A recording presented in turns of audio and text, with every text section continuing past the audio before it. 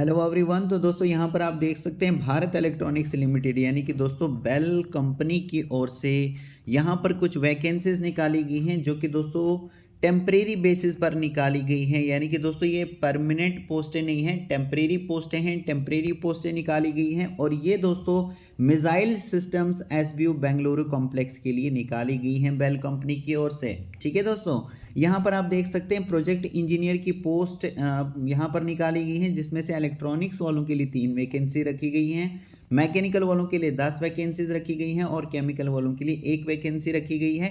जिसमें से आगे इन्होंने इन वैकेंसीज को कैटेगरी के हिसाब से दोस्तों डिवाइड किया है। जैसे जनरल कैटेगरी वालों के लिए दोस्तों 7 वैकेंसीज रखी हैं, ईडब्ल्यूएस कैटेगरी वालों के लिए 1 वैकेंसी रखी है, ओबीसी कैटेगरी वालों के लिए 4 वैकेंसीज रखी हैं, एससी के लिए 1 और एसटी कैटेगरी के लिए भी 1 वैकेंसी प्रोजेक्ट इंजीनियर की रखी गई है।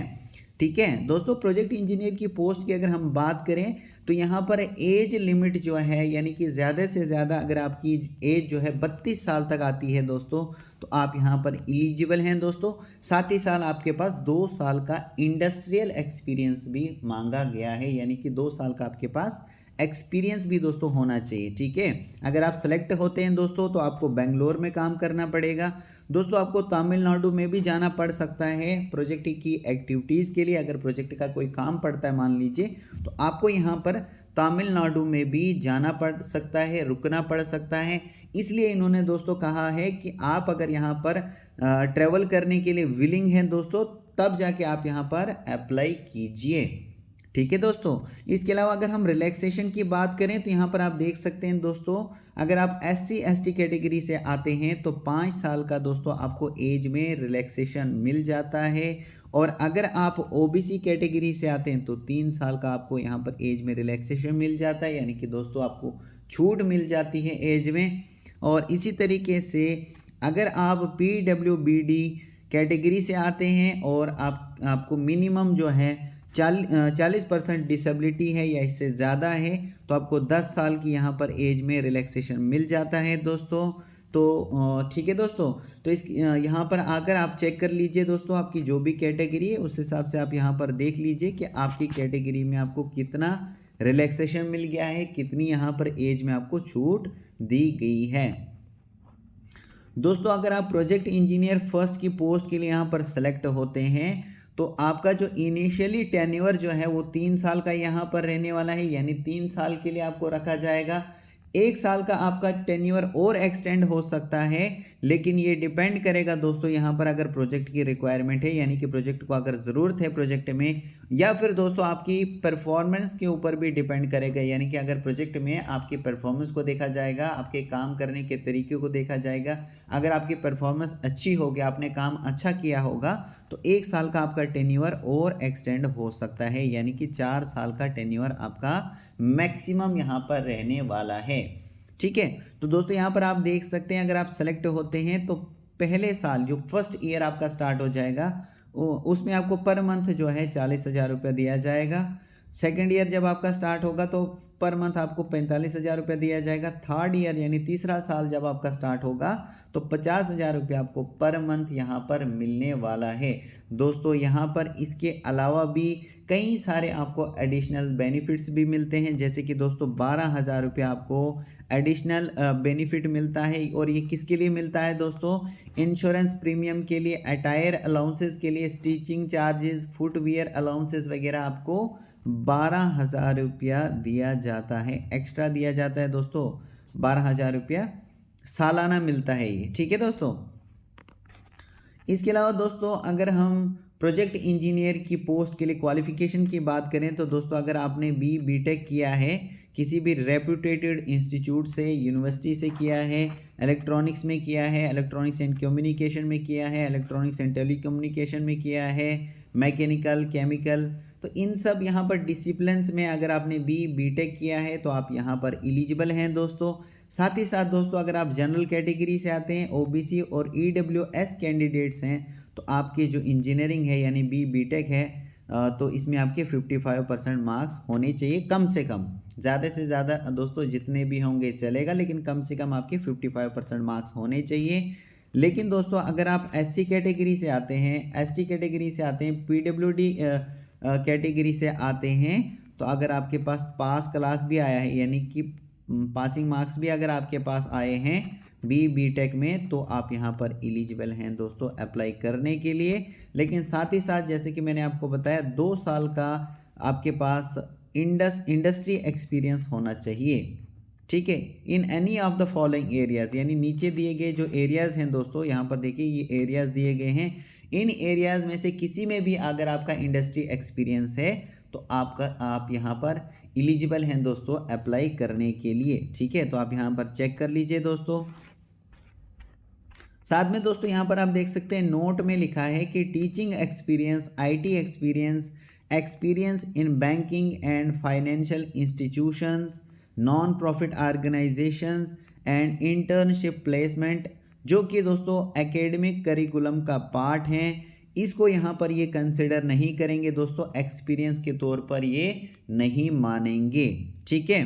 तो वर्क एक्सपीरियंस जो आपके पास है वो दोस्तों आपके इंडस्ट्री एक्सपीरियंस होना चाहिए, और किस जो एरियाज़ दिए गए हैं उसमें से किसी में आपके पास एक्सपीरियंस होना चाहिए।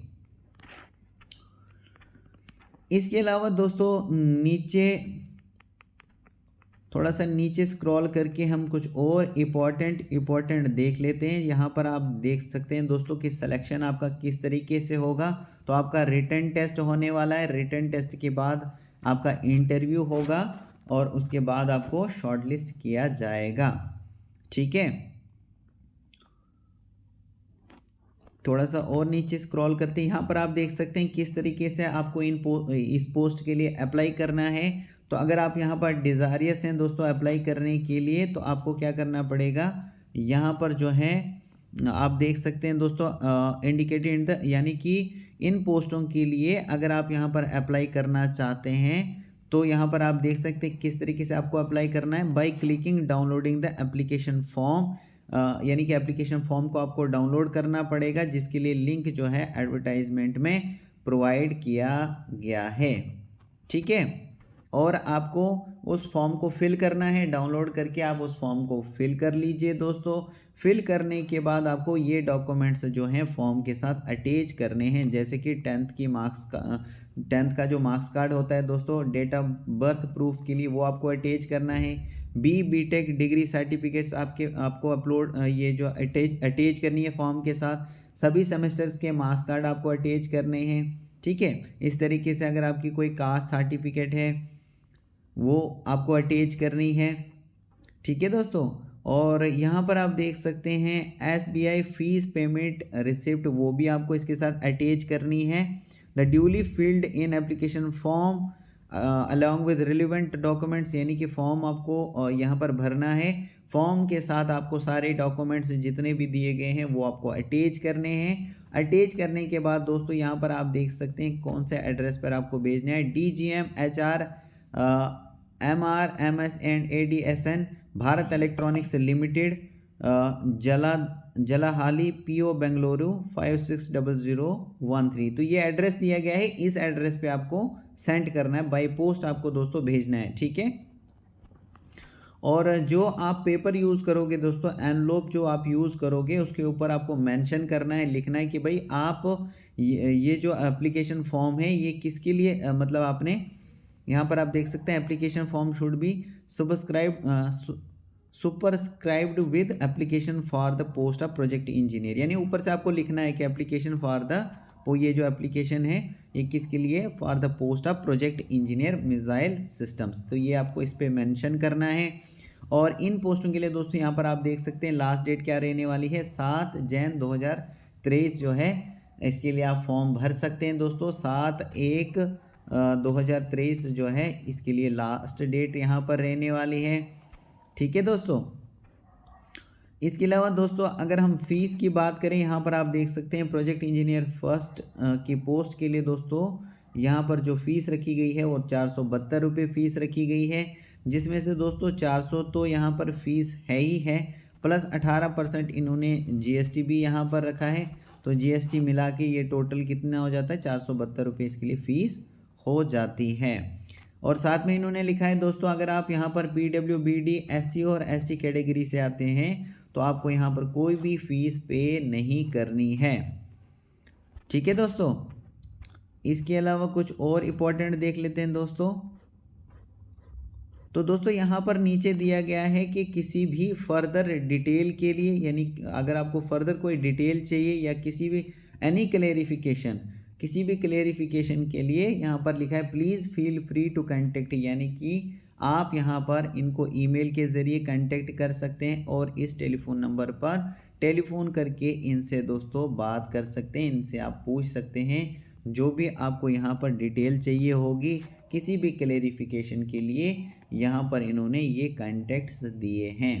ठीक है दोस्तों, तो मैं होप करता हूँ दोस्तों कि आपको ये सारी चीज़ें क्लियर हो चुकी होंगी। So thank you very much.